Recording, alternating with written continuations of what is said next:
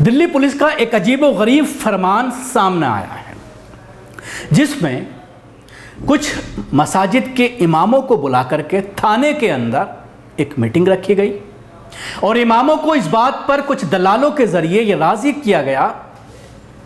मैं आपको बताना चाहूँगा कि मुस्लिम महल्लों में, मुस्लिम बस्तियों में दलालों की संख्या लगातार बढ़ती जा रही है, जो पुलिस के लिए दलाली कर रहे हैं। उसमें न सिर्फ मर्द हैं बल्कि महिलाएं भी शामिल हैं। ये बात सामने आई है कि नॉर्थ दिल्ली इलाके का एक पुलिस स्टेशन है, सदर बाज़ार पुलिस स्टेशन में एक दलाल के ज़रिए ये मैसेज पहुंचाया गया मसाजिद में कि इमामों की एक मीटिंग फ़लाँ वक्त में रखी गई है जिसमें डीसीपी भी शामिल होंगे। तमाम मसाजिद के इमाम जिनको ये मैसेज भेजा गया था, टाइम बताया गया था, वो वक्त मुकर्ररा पर वहाँ पर पहुँचे, टाइम दिया गया था उस पर वहाँ पहुँचे। तो डीसीपी ने और एसएचओ ने तमाम इमामों से ये अपील की कि फ़िलिस्तीन के हक़ में आप दुआ ना करें, इससे माहौल ख़राब हो सकता है। इस तरह की अपील की गई। अब लोगों ने उनसे पूछा, एक पत्रकार भी उसमें शामिल थे जो एक देश के सबसे बड़े उर्दू के अखबार से जिनका ताल्लुक़ है, उन्होंने भी अपना इंट्रोडक्शन देने के बाद आला अधिकारियों से ये जानने की कोशिश की कि क्या इसके लिए आपके पास कोई लिखित ऑर्डर है, क्या इसके लिए कोई होम मिनिस्ट्री की तरफ से गाइडलाइंस दी गई है, या फिर दिल्ली पुलिस कमिश्नर की तरफ से कोई लेटर आपके पास आया है कि तमाम मसाजिदों में अगर मजलूम फ़िलिस्तीनियों के लिए दुआ कराई जा रही है तो वो गुनाह माना जाएगा, उसके लिए लोगों को गिरफ्तार किया जाएगा, उनके ऊपर तरह तरह की धाराएं लगाई जाएंगी। तो इस पर आला अधिकारियों का यह कहना था कि हम लिखित में तो हमारे पास कोई ऑर्डर नहीं है, कहीं हमें इंस्ट्रक्शन नहीं आया है। मैं आपको बताना चाहूँगा कि ये बात दो डिस्ट्रिक्ट में सामने आई है, एक सेंट्रल डिस्ट्रिक्ट और एक नॉर्थ डिस्ट्रिक्ट। सेंट्रल डिस्ट्रिक्ट में पूरा पुराने दिल्ली का एरिया आता है और दूसरा नॉर्थ में ये है जो मैंने आपको बताया, सदर बाज़ार का जो थाना है और उसके अलावा नबी करीम का थाना है। इन इलाकों में पुलिस अधिकारियों ने बाकायदा वहाँ पर जा कर के मस्जिद जा कर के ये अपील की कि जुम्मे के दिन कोई भी फ़िलिस्तीन के हक़ में इमाम अगर दुआ करेगा तो उसके खिलाफ कार्रवाई की जाएगी। और उसके बाद जब ये मीटिंग हुई और मीटिंग में लोगों से कहा गया तो फिर हमारी जो मस्जिद के ज़िम्मेदारान थे वो भी पहुँचे थे, मसाजिद के इमाम और मुअज्जिन भी पहुँचे थे। उन्होंने ये कहा कि हम अगले हफ्ते दुआ नहीं कराएंगे। जाहिर सी बात है, ऑर्डर भी मांगा गया, ऑर्डर ना होने की बात कही और उसके बाद इस चीज़ को एक्सेप्ट कर ये लोग चुपचाप चले आए। और कल जो जुम्मा गुजरा है, इस जुम्मे में कोई दुआ नहीं कराई गई इन मसाजिद के इमामों के ज़रिए, क्योंकि इन तमाम मसाजिद में पुलिस के ज़रिए इंटेलिजेंस ब्यूरो के लोग वहाँ पर भेजे गए, लोकल यूनिट्स के लोग भेजे गए।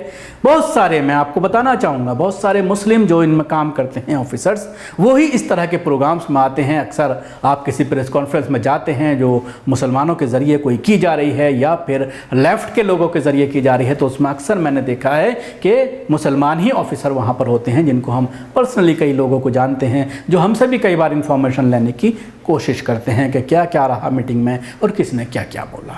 तो उनको नमाज़ पढ़ने के लिए बाकायदा मसाजिद में भेजा गया है इस हफ्ते, और सबसे रिपोर्ट मांगी गई कि क्या किसी इमाम ने फ़िलिस्तीन के हक़ में दुआ की।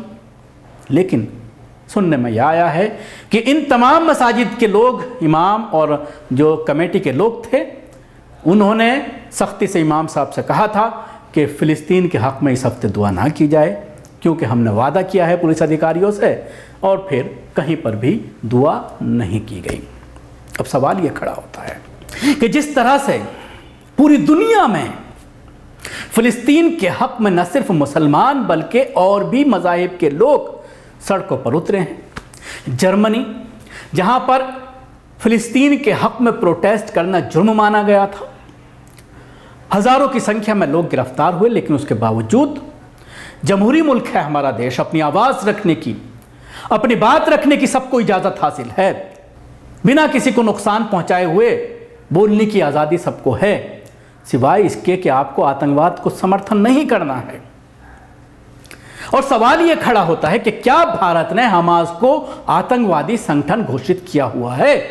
यह भी एक बड़ा सवाल है। कुछ अमेरिकन कंट्रीज़ या यूरोपियन कंट्रीज़ के अलावा, इजराइल के अलावा 8, 10 या 11 कंट्रीज हैं जिनके जरिए हमास को आतंकी संगठन घोषित किया है।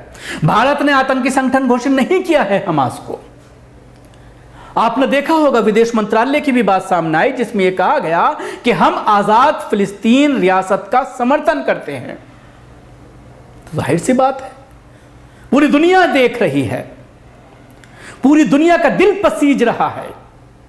जिस तरह के मजालिम वहां पर हो रहे हैं, जिस तरह के बच्चों के फोटोस, जिस तरह से बच्चों के दहला देने वाले दृश्य सामने आ रहे हैं, लेकिन उसके बावजूद भारत में उनकी मदद के लिए दुआ करना, अल्लाह से यह दुआ करना कि इन मजलूमों की अल्लाह गैब से मदद फरमाए, फिलिस्तीनियों को आज़ादी दिलाए, जो जालिम हैं उनको जो है खाक करे, उनको नेस्तो नाबूद करे, उनको इस दुनिया से मिटा दे। क्या इस तरह की दुआ करना हमारे भारतीय कानून के हिसाब से अपराध है? और ऐसे में जब हम आज़ाद फिलिस्तीन की बात करते हैं, हमारा देश ये बात करता है भारत के हम आज़ाद फिलिस्तीन का समर्थन करते हैं, और ये आज की पॉलिसी नहीं है बल्कि आज़ादी के बाद से लगातार तमाम सरकारों की ये पोजीशन रही है। यासिर अरफात जब भारत आया करते थे वो ये कहते थे कि सबसे बड़ा सहयोगी मैं अपने देश भारत को मानता हूं जो हमारे साथ खड़ा हुआ है। इंदिरा गांधी और यासिर अरफात के जो रिलेशन थे वो भी सबके सामने हैं। लेकिन बिना किसी ऑर्डर के, बिना एमएचए के जरिए से गाइडलाइंस दिए हुए, बिना किसी कमिश्नर, दिल्ली पुलिस कमिश्नर या मान लीजिए डीसीपी भी लोकल, किसी के जरिए रिटर्न में कोई ऑर्डर पास नहीं किया गया। वर्बली लोगों को बुला करके धमकाया गया और ये अपील की गई कि मजलूमों के हक में आपको दुआ नहीं करनी है। अब सवाल दूसरी तरफ ले जाइए।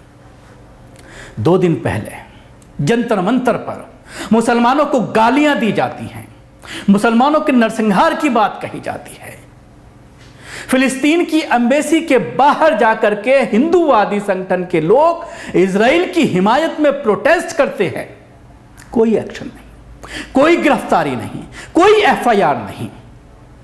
और आप मजलूम के हक में अगर दुआ करते हैं तो उसको दिल्ली पुलिस क्राइम मान रही है। ये एक बड़ा सवाल है। अब ऐसे में एक आखिरी बात मैं कहना चाहूँगा।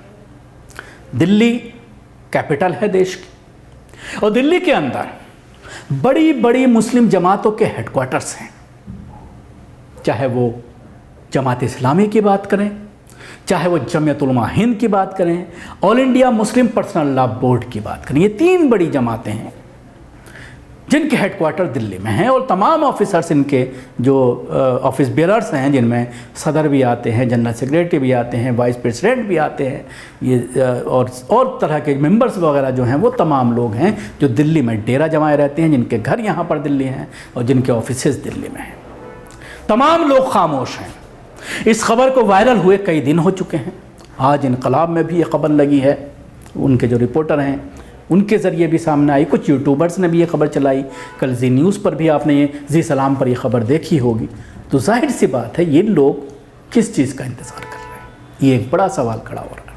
क्यों इन अधिकारियों से, इन जमातों के ज़रिए एक लेटर लिखकर ये पूछा जा रहा है कि किस बिहाफ पर आप मजलूम फ़िलिस्तीनियों के हक़ में दुआ करने पर पाबंदी लगा रहे हैं, जिसको लेकर सोशल मीडिया में सवालात खड़े किए जा रहे हैं। शुक्रिया। आपको हमारी कोशिश कैसे लगी ज़रूर बताएं। हमारे यूट्यूब चैनल को सब्सक्राइब करना ना भूलें, इसके साथ ही बेल आइकन ज़रूर दबाएं। अगर आप ये वीडियो फेसबुक पर देख रहे हैं पेज को लाइक करें, उसके साथ ही फॉलो भी करें। धन्यवाद।